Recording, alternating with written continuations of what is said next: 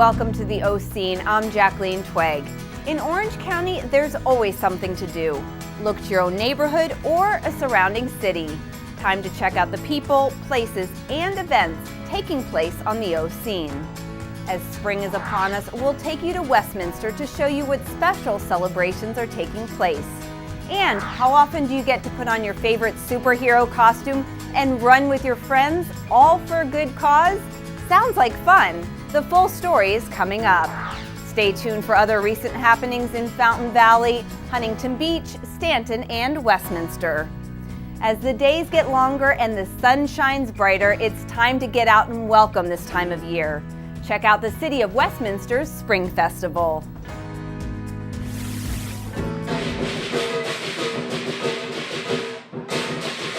A day of entertainment, family, fun, food, and a visit from an adorable fluffy bunny. It's springtime in Westminster, and there's a special celebration. We have our annual Spring Festival. We have an entertainment schedule full of different groups, Stacy Middle School, Warner Middle School, our Westminster Arts Academy, a whole variety. We also have a resource fair. There's a bounce house, there's a rabbit, there's a raindrop guy, and there's lots of nice food here, and it's really cool. There's also vendors, games, Home Depot, even Future Farmers of America bringing out cinnamon and sugar. In addition, Orange County Fire Authority and law enforcement agencies inviting families to test out their equipment. Let me see your hands. No. And a demonstration by the City of Westminster's popular canine officer, Paco.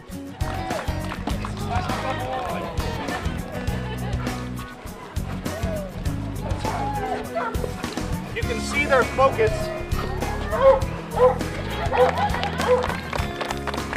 The featured animal of the day, the Easter Bunny. 5, 4, 3, 2, and 1. Happy Easter, everybody! And Candy Scramble, proving to be a big draw.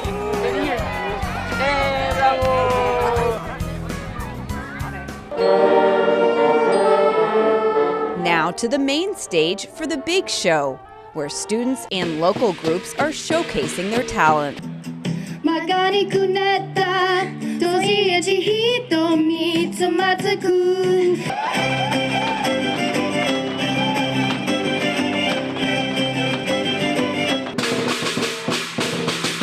The Westminster Vanguard line dancers wowing the audience as they were weaving their way throughout the grounds.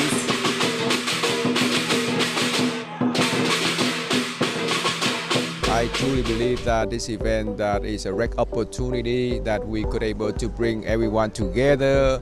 We have our staff, we have our police officer, we have many other non-profit organizations, we have volunteers from different high schools.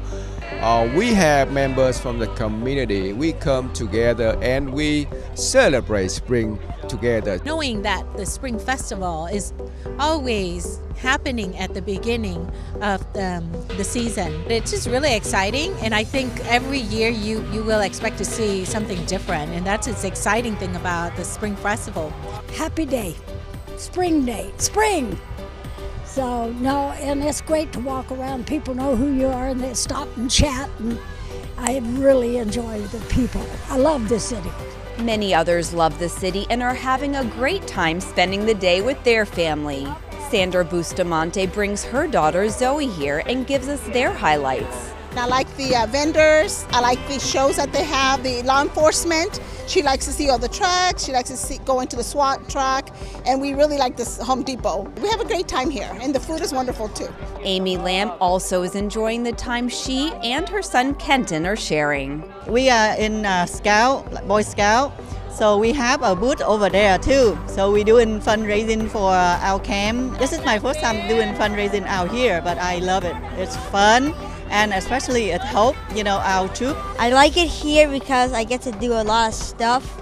I get to eat good food, and I get to do a lot of cool activities. At the end of the day, photos taken to remember the fun had and memories made at this spring festival here in Westminster.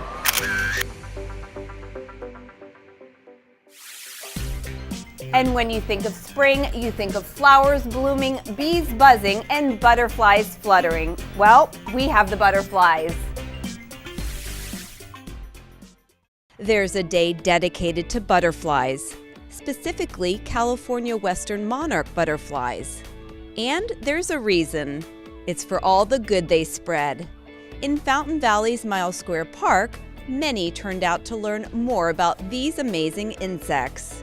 We want them to know and have awareness that they are declining. The monarch butterflies are declining very fast, and that they are important in our food chain, just like the bees are, because they pollinate the vegetables for us to eat, and they pollinate the fruit that we all love. And so that would be disappearing from our food chain if it wasn't for the monarchs and the bees. One way to keep butterflies around is by planting milkweed. They were handing this plant out to take home. Got the milkweed. There are also interactive booths, craft making stations, and more. They have the educational area. We did the Monarch Butterfly exhibit already. They got to go through twice. And then we did the bounce house as well. And now we're in the face paint line. I need to get my unicorn, and then maybe they'll get one too. Come on in. The one stop that people may remember the most? The Butterfly House, where adults and kids can interact up close. You can pick up a watermelon and pick up butterflies, and they will drink all the juice out of watermelon. Kathy Freed has been to this event year after year, but this time she wanted to share it with someone extra special. I came back because I wanted to share this with my grandson. He loves science and butterflies and insects and spiders, and he enjoys being in the outside in the park. He was in the bounce house. He made a button and he colored a keychain. He's had a wonderful time. Not only is 7-year-old Roman being a kid and having fun, but after seeing these insects in action, he apparently has his future figured out. I decided, I should probably protect nature. And that's what I thought, so that's what they're going to do when they grow up. Self-proclaimed monarch butterfly enthusiast Kendra explains what this means to her. Butterflies, they have always been there in my life. I've had butterflies on dresses, I have butterflies on clothes. I even draw butterflies in some ways. I'd show you, but I don't have my little art book. They've just always kind of been there, and I've always just wanted to hug one in real life if I could. But since she can't, she teaches others how to care for these delicate creatures. In middle school, she's talked to her science teachers about it, and she's brought in used chrysalises when the butterflies leave the chrysalis. She'll bring in the chrysalis to show, and her science teachers will ask her, well, what do you have now? The hope? For the younger generation to be butterfly stewards when they grow up, and to help protect this endangered species in order to keep them around for a long time to come. Now that you've been outside for a bit, let's continue breathing in that fresh air and add some cardio and high energy to the mix, all while supporting our local nonprofits.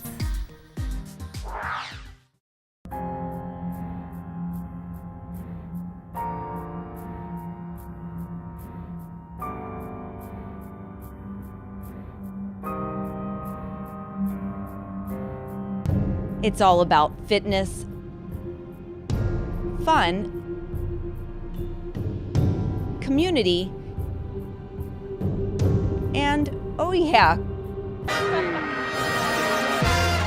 costumes. The Fountain Valley Fit Body Boot Camp 5K Fun Run benefits local charities. We have over 700 people participated, and one of the themes we have for this event is superheroes, so people can dress up with their costume. We have Spider-Man, Superman, Wonder Woman was here. This is a fun thing, but more importantly, the community got together and raised funds for their own charity, the charity that they are supporting. So this is a wonderful morning. You get some exercise, you do some walking, some running. More importantly, you give back to the community.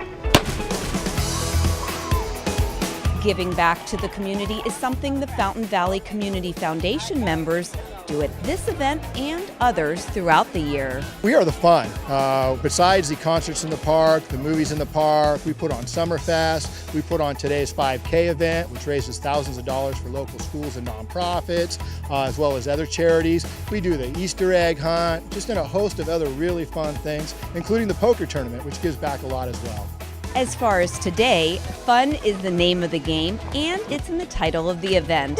Helping out is also in the hearts of the runners and walkers taking part. Let's walk! I'd like to thank the city and their sponsors for a great event, allowing us to give back to local communities, local agencies that actually support programs such as AYSO and local churches. It's awesome that we can give back to the community.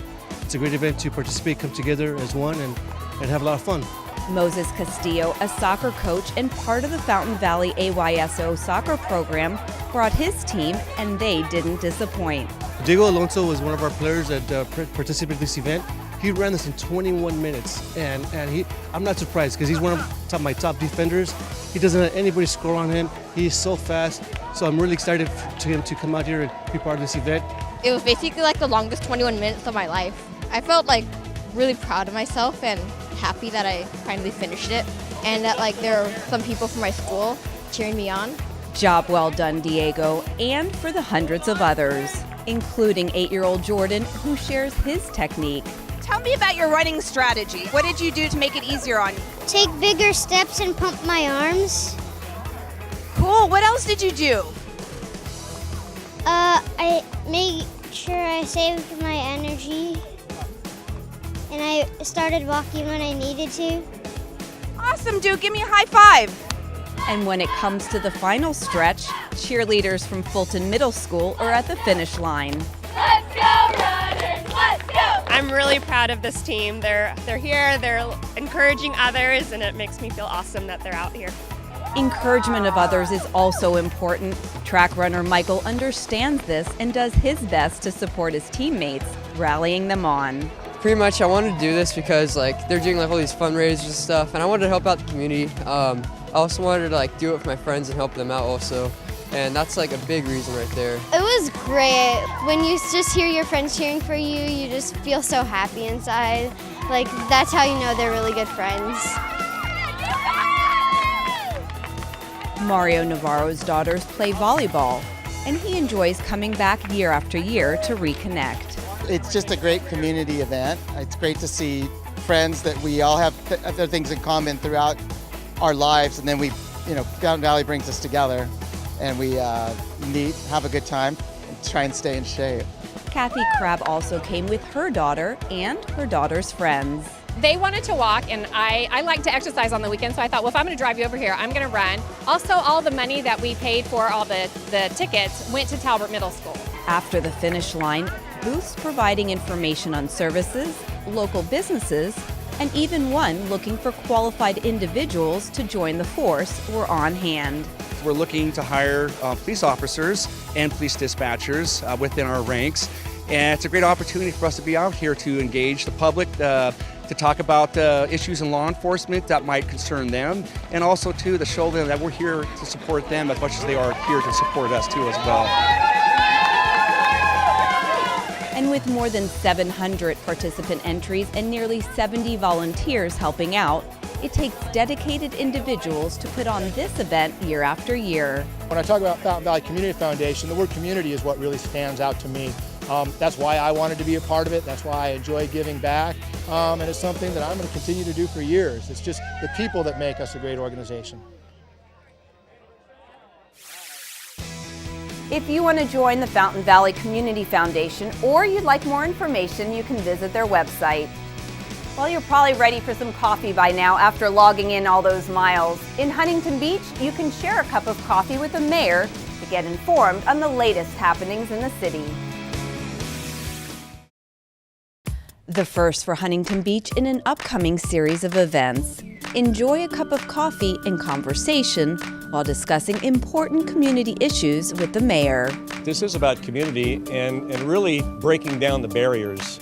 Coming to city council meetings and speaking at the podium is one way, but it's really one-way communication, so the constituents can make a statement, ask a question, but we really can't answer. The Brown Act prohibits answers, especially if it's not agendized.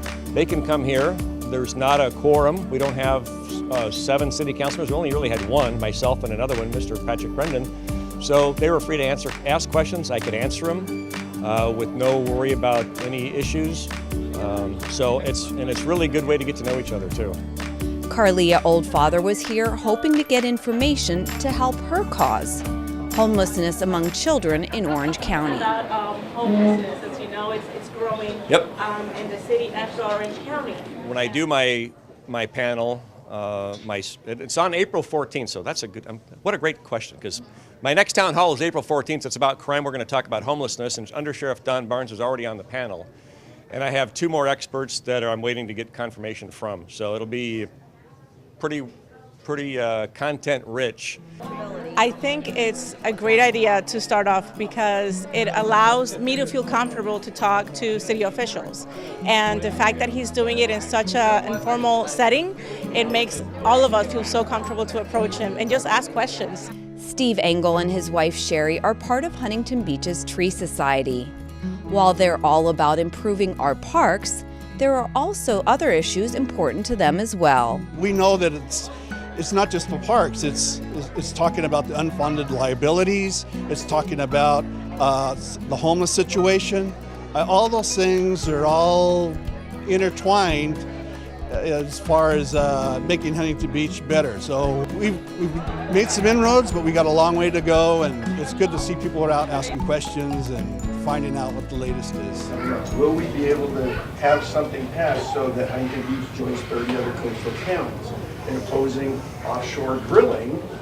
Well, you got to see the opinions and the interests of other, city brethren, so to speak. And there were a lot of different opinions on things that people threw out, and it was friendly, and there's no bitterness, and that's what we need right now. It's just an opportunity to have an open forum. It's about wishing that there could be a left turn arrow on the intersection of Slater and Gothard. I love it. I just love it. Yeah, to get up close and personal with the mayor and hear other people's concerns for the city. So I'm very thrilled that the mayor is taking it upon himself. He had a town hall a couple of weeks ago that I went to as well. Going after 50 wealthy families in Orange County to each contribute $2 million apiece. That's a big step in the right direction. So there's a lot of good things happening with Judge Carter's work on the river trail. Yeah, so not only did he answer our questions, but he also answered all of the other community members' questions, and I really learned a lot more than just the subject that I came here to talk about. Mayor Posey explains that each of the 10 Coffee with the Mayor topics will be evolving and changing, keeping current. As far as today's discussion, I'm a big fan of the air show. Yeah. I know a lot of people are. Kind of dream come true to have such a cool event right in our own backyard. Yeah. I understand that the contract is up for this year. I don't know any efforts or to prolong it. Are we renewing? I haven't heard anything. We are probably days away from an announcement. I really can't talk about the specifics, but I can tell you with a very high level of confidence, not 100%, but maybe 90-something% confidence that the air show is here to stay and it's going to be bigger and better than ever.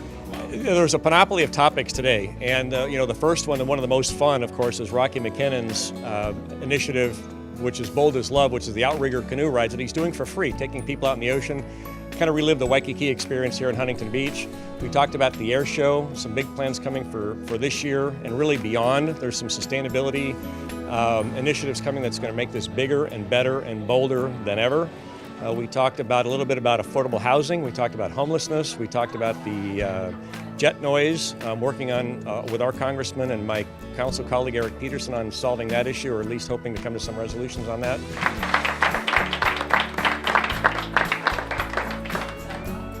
leaving with more knowledge is the goal of this Coffee with the Mayor event.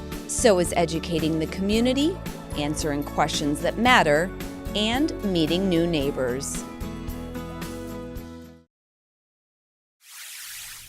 Coffee with the Mayor takes place just about every month. You can check out the Huntington Beach City calendar for the date, time, and location of the next event.